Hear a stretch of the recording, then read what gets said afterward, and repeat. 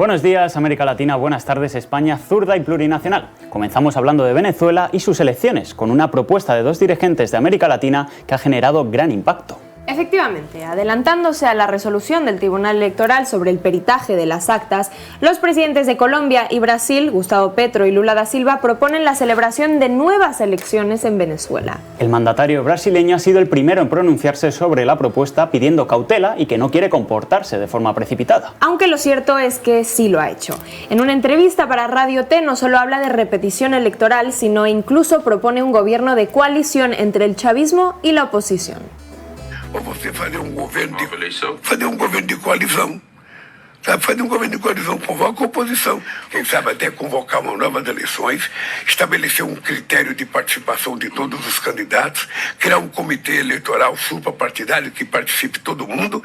Por su parte, el presidente de Colombia, Gustavo Petro, ha propuesto a través de dos publicaciones en la red social X lo que sería un plan de transición en Venezuela. La propuesta de Petro tiene 5 puntos: el levantamiento de todas las sanciones contra Venezuela, amnistía general nacional e internacional, garantías totales a la acción política, un gobierno de cohabitación transitorio y, finalmente, la propuesta de nuevas elecciones libres. Esta propuesta no ha sido bien recibida en el gobierno de México. El presidente Andrés Manuel López Obrador considera que no es prudente la propuesta de Lula y Petro, con los que cortó el diálogo hasta que el Tribunal Electoral venezolano resuelva sobre las actas. Desde las mañaneras, AMLO hace un llamamiento a la prudencia y a no inmiscuirse en los asuntos de los venezolanos.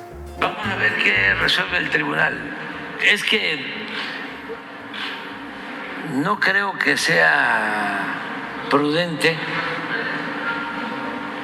el que nosotros de afuera, un gobierno extranjero, sea quien sea, opinemos sobre algo que corresponde resolver a los venezolanos. En Venezuela, tanto el chavismo como la oposición han rechazado la propuesta de nuevas elecciones de Petro y Lula. El presidente Nicolás Maduro ha reaccionado a la propuesta de nuevas elecciones, recordando a Lula y a Petro que Venezuela tiene soberanía y es un país independiente. Lo primero, que Venezuela tiene soberanía, es un país independiente con una constitución, tiene instituciones, y los conflictos que hay en Venezuela de cualquier característica se resuelven entre los venezolanos, con sus instituciones, con su ley, con su constitución. Yo no practico la diplomacia de micrófono. No lo practico. Jamás. A pesar de no gustarle nada su propuesta, Maduro dice que las relaciones con el presidente de Colombia van bien y mantienen los contactos en privado. Creo que van bien las relaciones con el presidente Petro. Nosotros en privado hablamos muchos temas siempre. Nos llamamos por teléfono y hablamos muchos temas también. ¿Ves? Pero jamás yo con Colombia practicaría la diplomacia de micrófono. Nunca, no lo voy a hacer jamás. Yo soy el garante de la negociación de paz. Venezuela es garante. Y jamás voy a dar opiniones sobre qué debe hacer Colombia para superar la guerra, que está terrible. Por su parte, la principal líder opositora, María Corina Machado, rechaza la propuesta, afirmando algo que ella misma no practica: la soberanía popular se respeta. Con relación al primer planteamiento, yo les pregunto a ustedes, se va a una segunda elección y si no les gustan los resultados, ¿qué vamos? ¿Una tercera? ¿De una cuarta? ¿De una quinta? Hasta que le gusten los resultados a Maduro. ¿Aceptarían eso ustedes en sus países? Para mí es una falta de respeto a los venezolanos que han dado todo y que expresaron la soberanía popular. La soberanía popular se respeta y las elecciones ya ocurrieron. Este jueves, el presidente de los Estados Unidos, Joe Biden, apoyó la repetición electoral en Venezuela ante la pregunta de los periodistas con un rotundo sí, lo apoyo. Sin embargo, todo parece responder a un nuevo lapsus de Joe Biden. Horas después, un portavoz de la Casa Blanca salió al paso para desmentir la afirmación de su presidente, justificando que entendió mal la pregunta. El portavoz reiteró que la línea de Washington es reconocer a Edmundo González Urrutia como el ganador de las elecciones en Venezuela. Desde Venezuela, el presidente Nicolás Maduro se pregunta: ¿quién manda en Estados Unidos? Entonces él da una opinión y a la media hora lo desmienten unos voceros del Departamento de Estado. Al final, ¿quién manda en Estados Unidos? ¿Quién lleva la política exterior de Estados Unidos? que el presidente dice algo y después su propia Cancillería y la propia Casa Blanca lo desmiente. En todo caso, yo rechazo plena y absolutamente que el gobierno de Estados Unidos pretenda convertirse en la autoridad electoral de Venezuela o de cualquier lugar del mundo. Cambiamos de tema y viajamos ahora hasta México, donde se ha declarado oficialmente presidenta electa Claudia Sheinbaum. En un acto solemne en el Salón del Tribunal Electoral, Sheinbaum ha recibido la constancia que la acredita como la candidata que recibió la mayoría de los votos en la elección presidencial del 2 de junio. Una mayoría que, recordemos, es récord, con casi 36 millones de votos, o lo que es lo mismo, casi un 60% del apoyo total de los votantes. De esta forma, Claudia Sheinbaum se convierte en la primera mujer en asumir el mandato supremo de la República después de 200 años y 65 hombres en el cargo. Desde el Teatro Metropolitan, en Ciudad de México, la nueva presidenta electa ha celebrado su proclamación reivindicando que en los próximos 6 años se dirá presidenta con A, porque lo que no se nombra no existe.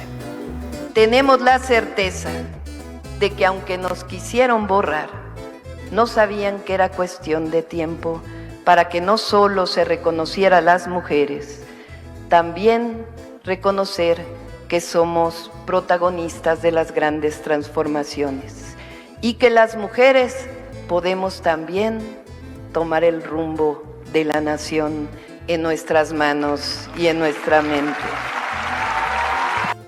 Sheinbaum ha anunciado que el próximo 1 de octubre, cuando asuma la presidencia, detallará la hoja de ruta de su gobierno con 100 puntos principales. Mientras tanto, ha adelantado que dará continuidad a los principios del Movimiento de Regeneración Nacional, Morena, fundado por el actual presidente Andrés Manuel López Obrador.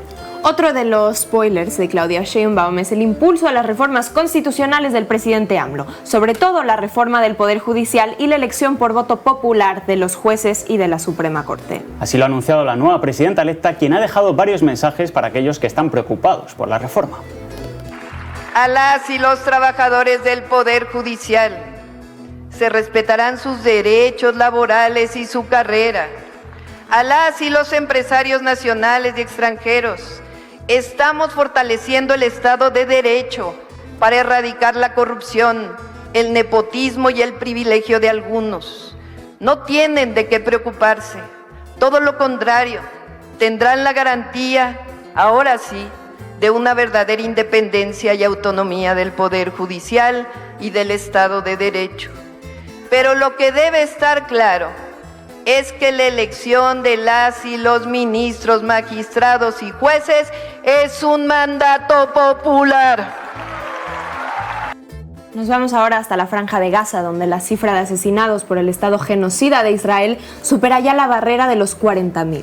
Así lo ha anunciado el Ministerio de Salud gazatí, quien ha recordado que la cifra actualizada es provisional, ya que habría más cadáveres entre los escombros de edificios destruidos o en zonas que permanecen inaccesibles para los servicios de emergencia. En las últimas 24 horas, las autoridades gazatíes han incluido a 40 gazatíes asesinados por el ejército israelí en un recrudecimiento de la masacre en las últimas semanas. Mientras tanto, la cifra de heridos asciende ya a las 92.400 personas. La actualización de la cifra de asesinatos perpetrados por Israel en su genocidio llega mientras en Doha, Qatar, se reanudan los contactos para tratar de lograr un alto el fuego en Gaza. Al mismo tiempo, en Estados Unidos, la rectora de la Universidad de Columbia, Minoucha Shafik, ha dimitido por su mala gestión de las protestas estudiantiles pro-Palestina. Precisamente en la Universidad de Columbia comenzaron las manifestaciones estudiantiles contra el genocidio de Israel en Gaza.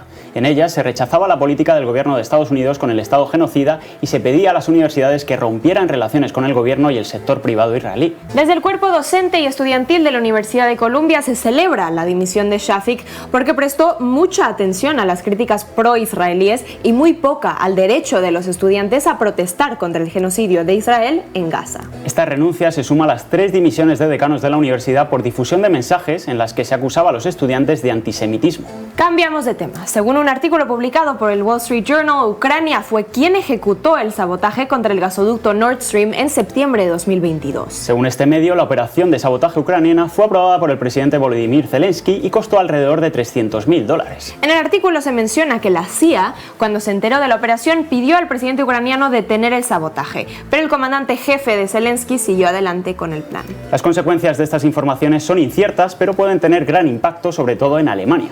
Desde las autoridades alemanas transmiten que un ataque de esta escala es razón suficiente para activar la cláusula de defensa colectiva de la OTAN. Además, afirman que la infraestructura alemana fue atacada por un país al que apoyan desde la Unión Europea con envíos masivos de armas y miles de millones en efectivo. Con esto terminamos por hoy. Recuerden hacerse socios y socias de Canal Red en apoya.canalred.tv, que los necesitamos. Volvemos el lunes con más noticias. Sean felices.